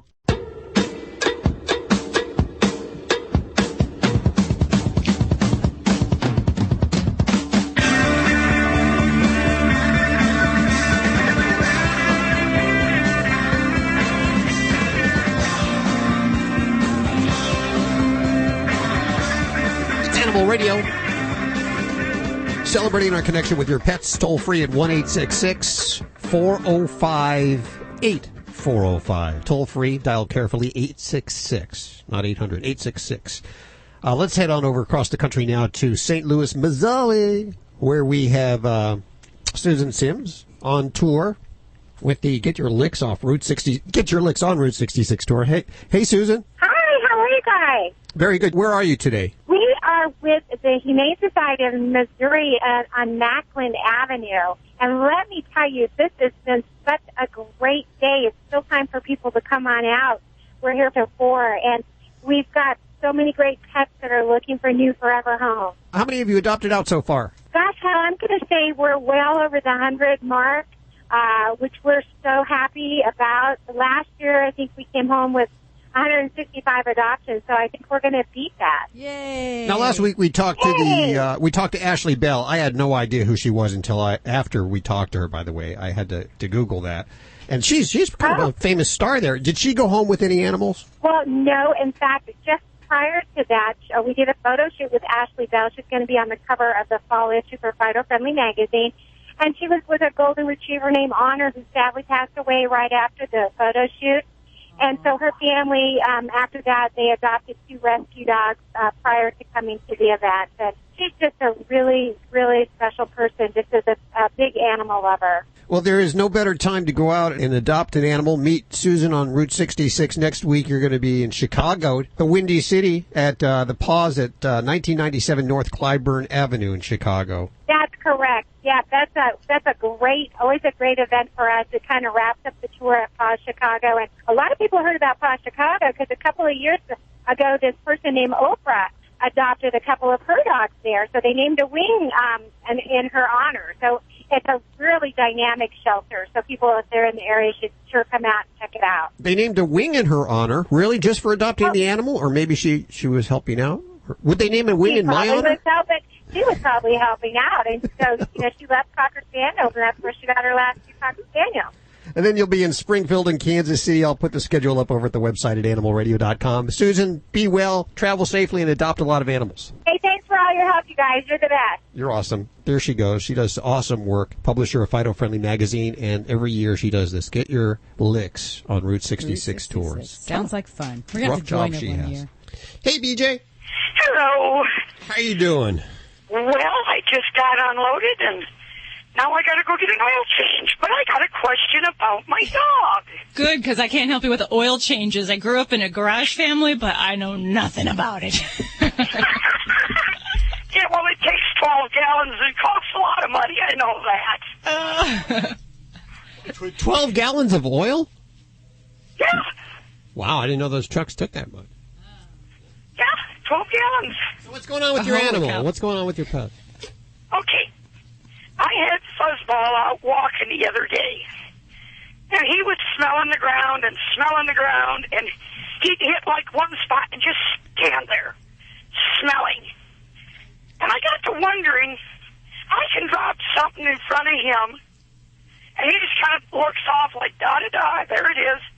I drop it in front of my wolf's nose, gone. Does he have the same? I know that they're supposed to have a certain amount of olfactories in their noses, so they got smellers. Uh-huh. But on a brachycephalic dog like this, I have a Boston Terror rat. Okay. He don't have a nose. Does he have as many smeller spots in his nose as that 9-inch nose on that wolf? Or does he get cut short and that's why he can't smell things? That's a great question. We do know that there's differences in the number of olfactory receptors in different breeds of dogs. Now, I probably would say I can't tell you exactly the numbers, but we know that what some of these different breeds were bred for and what they really develop for down the road. Certain breeds, they may have longer snouts. They may have more surface area, and that may mean those are the dogs that perhaps are best for tracking, for scenting. You know, when you look at a bloodhound or a German shepherd, you know, these dogs have very large, long noses with more surface area. So, you know, I probably have to look up some weird factoids about how many receptors, but I would say it's fair to assume that they have more than some of the small breed dogs with the short little faces, the brachycephalics, as we call them, because they just developmentally didn't have the need for that. They have the big bulgy eyes, the big gorgeous face, and, you know, that's kind of why they were bred to be close to a lot of the humans. Now, we do know that cats have a much poorer sense of smell compared to dogs. And I can tell you that they have the receptors, I believe, are in somewhere around the 20s, whereas some of the dogs, it's up to like 170 centimeters squared. So this is something where we can say, dogs that definitely have a better sense of smell, and they have longer noses than cats do. So we always would say, boy, why don't the cats smell the stink of their own poop? That's why. And I'd say also, when we talk about smell and what dogs might smell better or have a better sense of smell, you know, there's more motivation for certain dogs. So if you have a tracker or a retriever who really wants to find that, say, duck or find that retriever toy, they're going to know and they're going to be very motivated to use their sense of smell to the best of their advantage. Whereas some of the dogs that maybe don't have that drive, that motivation to use that sense, you know, those receptors, who knows, developmentally they're probably not going to use them. So down the road, decades and eons, there's going to be a difference in those receptors. So if my answer is a little vague, it is, but I would say, yes, I believe your boy, your little fuzzball, probably doesn't have the same sense of smell. Good question, BJ. We thank you for your call today. 1-866-405-8405 right now to talk to any one of the Dream Team.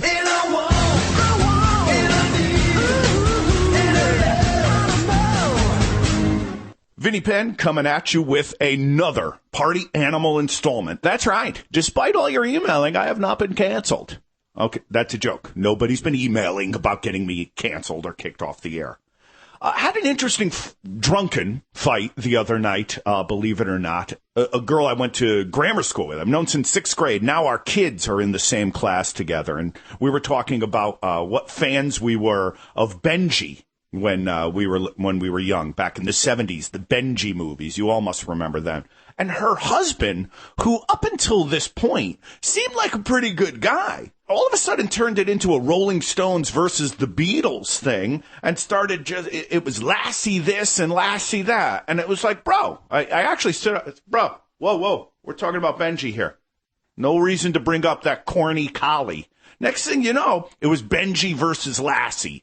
How Lassie always knew how to communicate and get Timmy always. Why was Timmy always in trouble? Why was he always falling down wells and letting tree branches land on top? Maybe Timmy needed, Timmy was just, he was a little too needy. Benji got invited. He stopped bank robberies. I mean, Benji kind of ran on his own. He was a lone dog.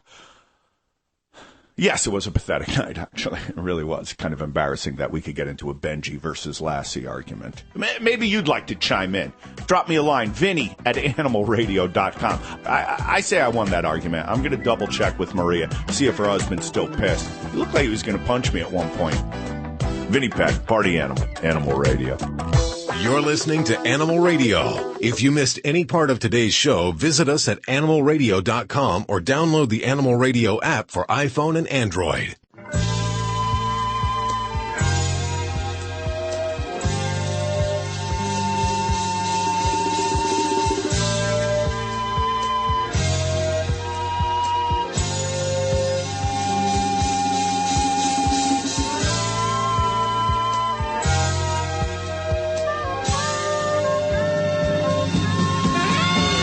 Let's go to JC right now, who wants to talk to Dr. Deb. Hey, JC. Hi, good afternoon. How are you? Good. What's going on? Say, I got a small Dachshund, just about 10 pounds, And, Okay. and I heard that if you give chewing tobacco to the dog, is that true that takes the tapeworm out? No. Okay, so no, this is a very common, like, old wives' tale that's out there. This is a fallacy. So we don't want to give any kind of tobacco to dogs. It actually is toxic to them. Now, where this ever came from, most nicotine, when it's given to animals, if they ingest it, it'll cause vomiting. So maybe in a pet who has worms, by giving them a tobacco product, you'd see them vomit the worm up. Now, that doesn't mean you're curing them of this problem. You're just going to actually make a bigger problem for this baby. So no, we need to get into using a typical deworming product. Now, you mentioned, is it tapeworms? Is that what you're worried about? Yes, ma'am. Okay, so you're seeing the little rice-like segments along the butt area that are dried up on the fur. Is that what you're getting? Yes. Okay, yeah. So there definitely are some products that we can use. I will direct you to your veterinarian because a lot of times you won't get the right ones if you're going over the counter. But there's some different ones. There's one called Drontal, and then there's another that's fenbendazole that we can use. Those would be some of the different products that I might look at. But you want to get that taken care of the proper way. And then also, important to note, tapeworms are linked in their life cycle with fleas. So if you're in a flea endemic area, you also need to make sure you're tackling those fleas to get rid of those guys. All righty. Thank you so much. First-time listener, and I appreciate that info. Thank you for listening. We appreciate that. It's always great to hear first-time listeners listening to Animal Radio after 12 years. 1-866-405-8405. Remember, you can send us your questions at yourvoice@animalradio.com. Call in toll-free to the toll-free number. You can even tweet us your questions at Animal Radio. And do not forget the Animal Radio app for your iPhone or Android. Download that puppy now. You can even ask your questions right from there. That was a wild one. But that was a fun one. Kind of nice, simple, straightforward question. I like that. I've never heard that before. Oh, yeah. It's one of those old, it's like giving kerosene, or there's all sorts of things you can hear about. How do you get your dog to chew the tobacco? I mean, that's kind of, wouldn't they swallow it? Or do they keep it in their lips, right, in their pouch? I'm sure it involves putting it in food. And the Labrador owner that I am, you can put just about anything in food and they'll eat it. Elizabeth Banks, that's who you look like. Oh, yeah. Exactly. So? Like Elizabeth Banks. What, you don't think so? Yeah, I just never, but nobody's told me that before. So that's interesting. Yeah. Really? No one's ever told you that before? Seriously, Dr. Debbie, how many times a week do people just, come up to you and say, you're pretty hot? Normally in the course of my business, it doesn't come up as I'm talking about their dog's diarrhea. I got to say that we do have one of the, we have a radio team here that has faces for radio. Don't hate us because you're beautiful. Judy looks like Jennifer Aniston, of course. Yes, she does. I, of course, look like Carrot Top. So that's why I'm behind the microphone. Alan, we're not sure. And Joey looks exactly like he sounds. Yes, like he's going to pull a gun at any minute. And he could. Hi, this is Betty White. All us animal lovers love Animal Radio. Please help every way you can to make life better for our animals. You're listening to Animal Radio. If you missed any part of today's show, visit us at animalradio.com or download the Animal Radio app for iPhone and Android. 1-866-405-8405 to connect with the Dream Team. And we go to the phones. We have Robin on the phones for Dr. Debbie. Hi, Robin. How are you doing today? Hi, fine. Thank you for taking my call. What's going on? Well, my kitty has been diagnosed with IBD. We think, anyway, we're not going to do a biopsy. My doctor did an exploratory surgery, and he decided not to because of how thickened the colon was and how highly irritated it was. He didn't want to even touch it.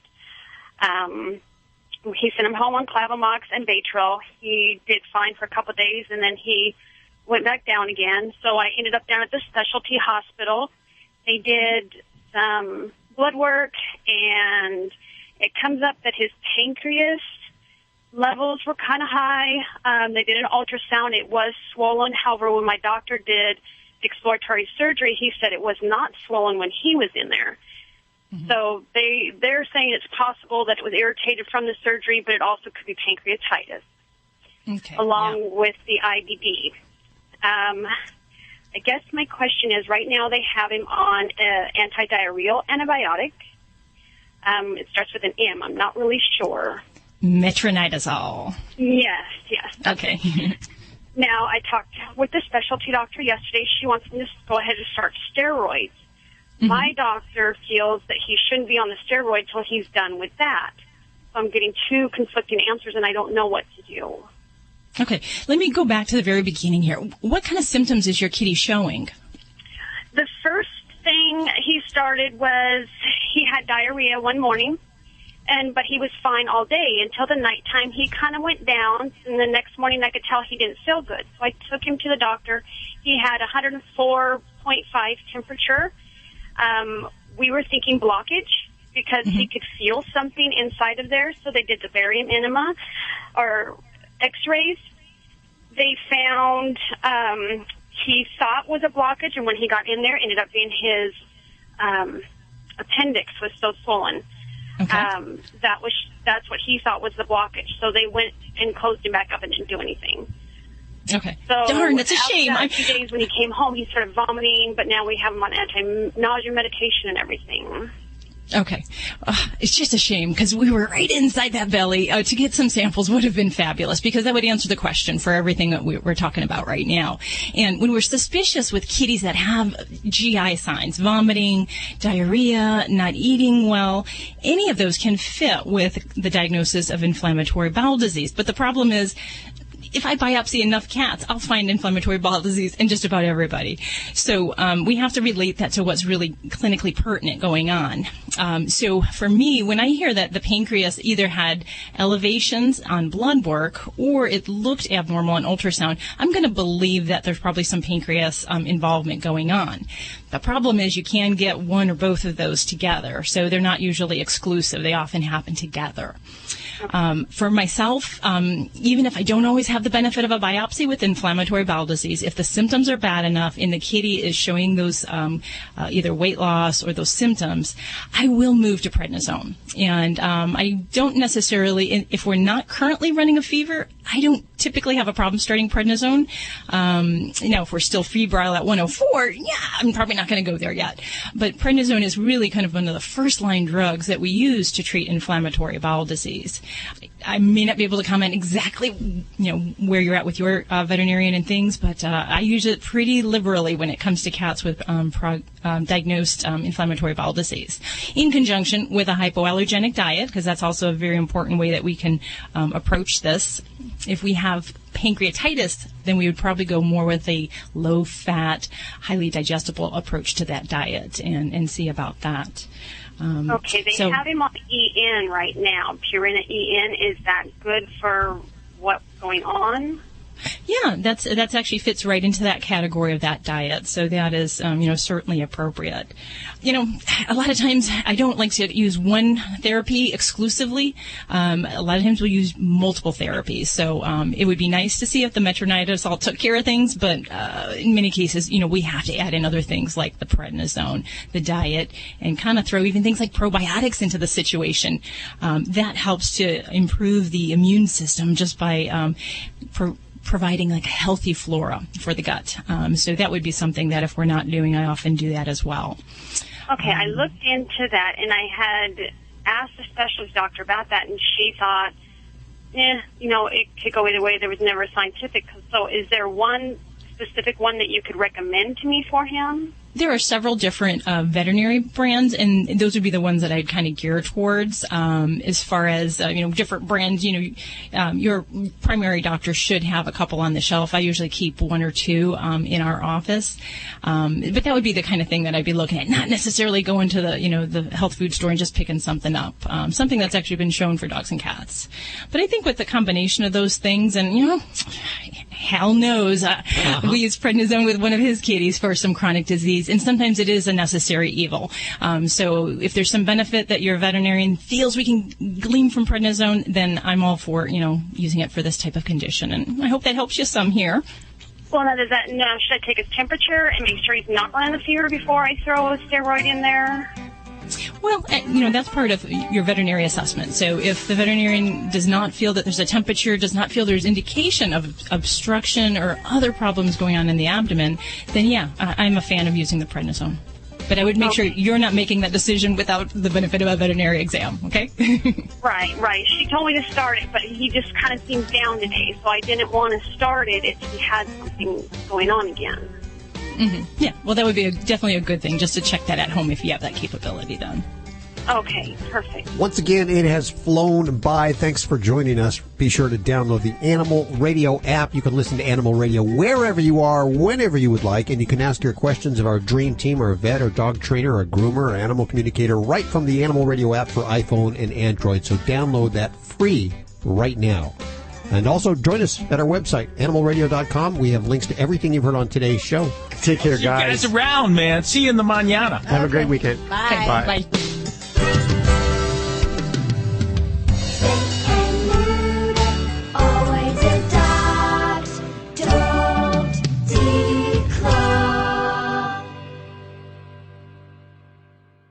This is Animal Radio Network.